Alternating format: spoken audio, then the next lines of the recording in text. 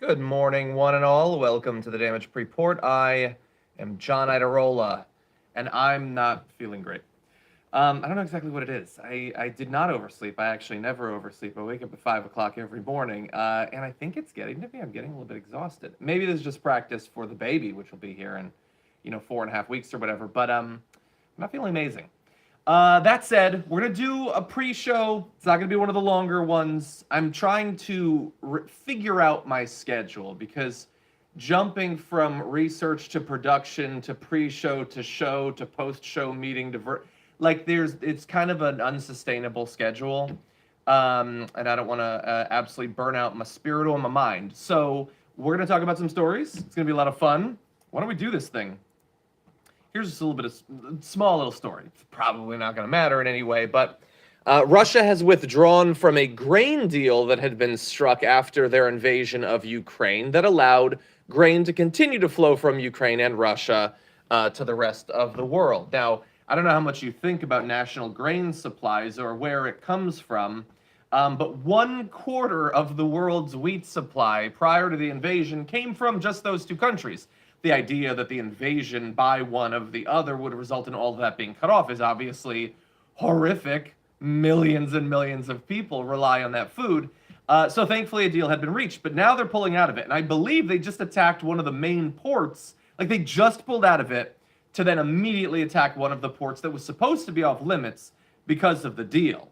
So is this an attempt to put so much pressure on people who are worried about millions dying from famine that they will give in to Russian demands? It's entirely possible.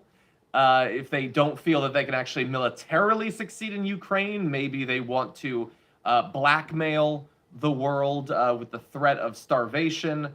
But that is the current update.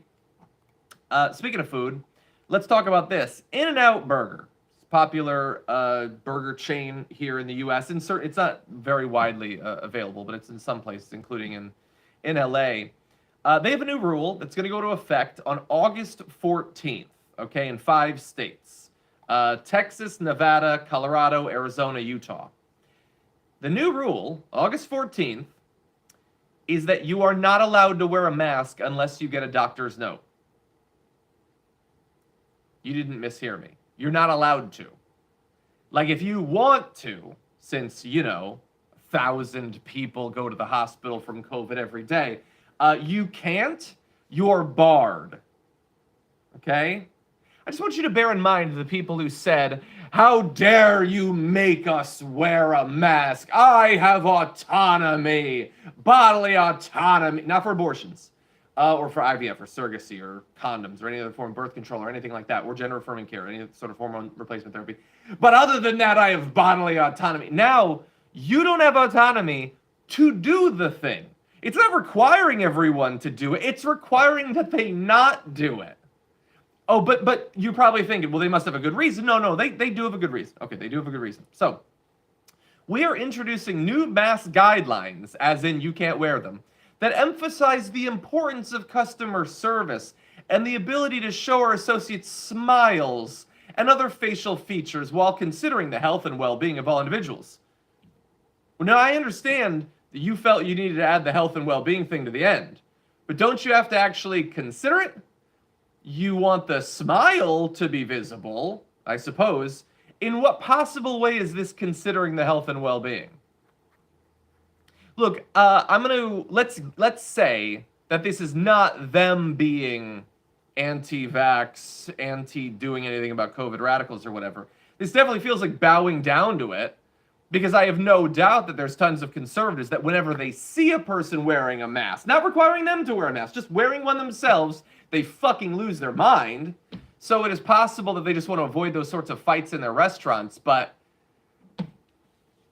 the conversation around freedom and liberty when it comes to all of this stuff was always BS. They never meant any of it.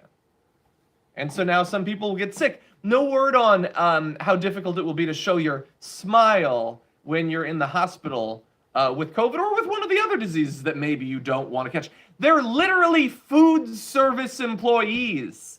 Maybe them covering their mouths is not the worst thing.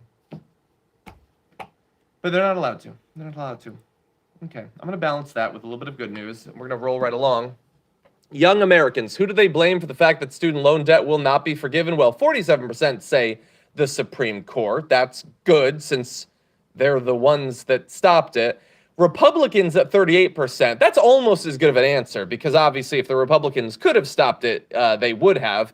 And also they kind of did because they put the conservatives on the Supreme Court to kill it. So that makes sense. 10% say Biden, 5% say Democrats, and overall I'm mostly okay with that. It's a combination of a few things, probably. So you probably have some conservative college students or postgraduates who are like, well, I know that it's our side, but like I'm supposed to hate it, and I know that I hate Biden, so I guess he did it. It's probably also some people that want them to have fought harder. And it's also probably some people who are confused. So I think that poll is actually pretty good. There's been a lot of conversation around this topic, attempting to assert a narrative, but people seem to have seen through it. They seem to know what's actually going on, so that's a good thing. Okay, let's see. I just want to briefly mention this just because it's amazing. Australian sailor and his dog survived 2 months at sea eating raw fish and drinking rainwater. That is incredible. They should make a movie about that. I guess there are kind of some movies about that sort of thing. I will also say, having the dog means that you need more food and water to keep the dog alive. But how much more unbearable would those 2 months have been without that dog? Like, imagine 2 months without someone to talk to. That's an amazing experience. I think about the 2 months that I spent in the Arctic. I had some people to talk to. I mean, a lot of it was on a boat, but I had people to talk to. I had diverse food to eat. Imagine if it had just been by yourself, struggling to survive. I just want to briefly mention one more story. This is Nick Fuentes, friend of Marjorie Greene, all that. He has admitted, basically in a podcast, that his dream wife would be 16 years old. So specifically saying, if I'm 30 and she's 16, 14-year age difference. When I'm 50, she'll be 36. When I'm 40, she'll be 26. Then now we're talking here. Now we're cooking with gas.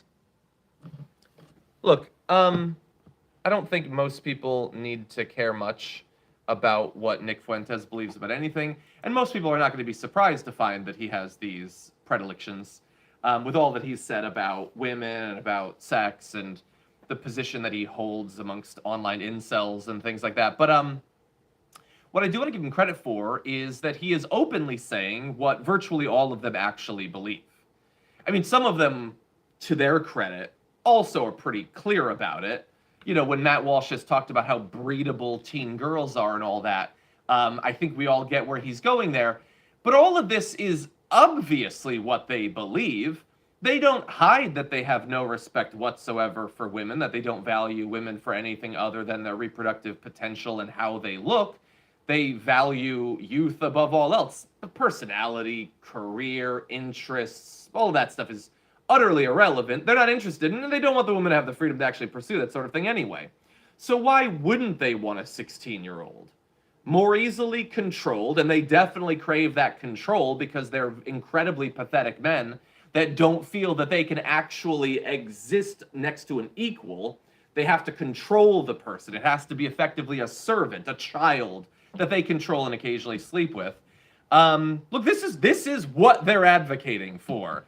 You don't get to fight for child marriage all over the country and then pretend that, no, but we're actually the ones that are against pedophilia or whatever. Is it possible that that whole thing is utter projection? If you keep telling the country, I think everyone wants to sleep with children, I think it's the most normal thing in the world that millions of people would desperately want to sleep with children, at a certain point I start to wonder what it is that your vested interest in is in this. Because I personally don't think that everyone wants to sleep with children. I don't think it's as common as they say. I think it's a pretty radical, perverse thing. They think it's widespread. Anyway, Nick Fuentes someday is going to move beyond just saying terrible things, and he's going to do something terrible. I'm just throwing that out there as a little bit of a prediction.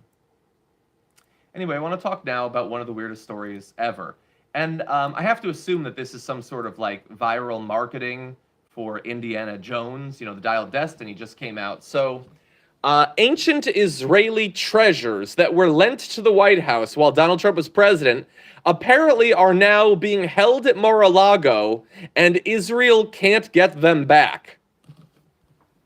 WTF. This feels anti-Semitic.